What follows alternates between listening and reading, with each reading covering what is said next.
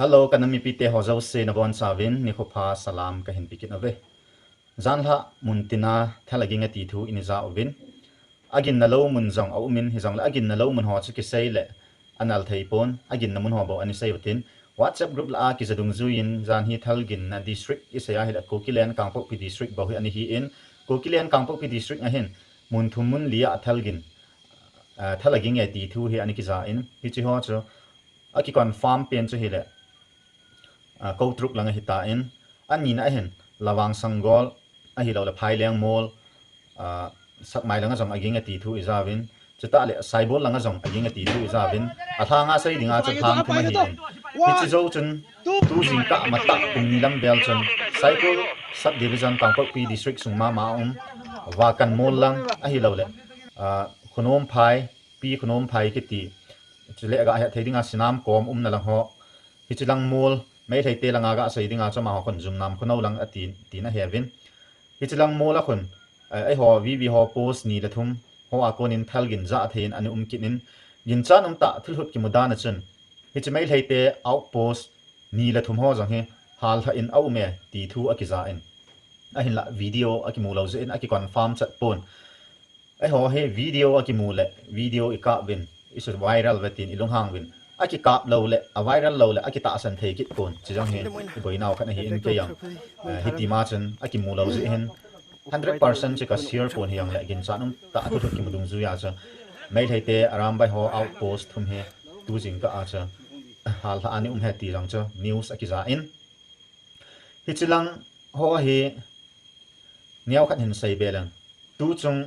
gal atha abi a Kikaptona thalgin na ahung hi social media mandan jang iching thei mong ta vin hi si chun mi pi ho zo se chunga jang ki pa thu ka hen sei kin in chule gal ka ma ga pang sonum ta nam gol hang ai lo le nam pi volunteer ho chunga jang ki pa thu ka hen sei kin in tu chung i video he a viral lo ti de he jing he nga lo thei lawa cha go zu le bon ki ma ta bang hi ne ho lang cha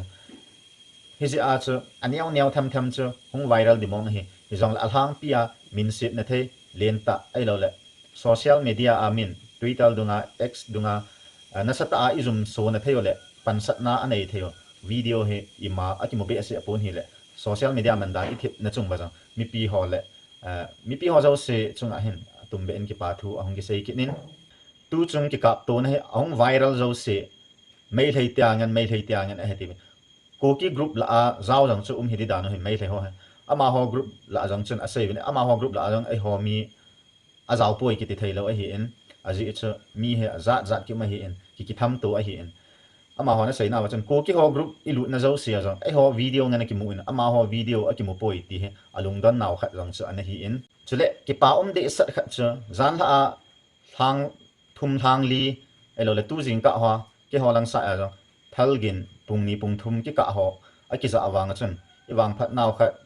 inui pa teo nu naw chapang taw na jong pathin in asan hin tin e ho lang sai a konin aki sukha athi amang thu khat cha aki japona hi le hi ho zo se yang he pathian za le hi zen pathian ko ma ki pa thu isei kin ovin ama thangwa na ipikin ovin chule adang ki pa kit khat cha hi le ko truk langa mai le ho in gas cylinder po ke a konin in nga in group akai ti thu jang aki za in a video jang aki mon ki pa the zengin a duty po so jang Tujingkah a hin zan ha a hin izan ham khat aki hal hai ti vin chuta le thal jang hi izan ham khat aki la do ti vin alim ai lo a video aki mulo pha chan 100% cho aki confirm zo tapon hi jong le good news so a hi thau thawin hi cho iza thei naw jang he chunga pa a kon le ai ho taw na za la hi zen tu nong tu ban jang le nam mi pi te ho taw na en thasi po ta ti he a chain a ka hin sei nom ki na hi in igalo he saw ta wa na lai a hi zen tu nong tu ban a jang ipi thu hung thunga itabang thil hung so dam aki he lo zen taw na hen pan la jom jing ate ti he adi a nu me ki ti le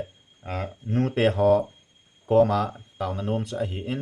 ai pi hele ima sanglam pi saw ta izo di na lai hi in hi chi ho a jam hi pathin in ima pui jing na ding bin ku ki cha te i chen na zo sewa ai pi jing taw han ti cha chai na ka hin se he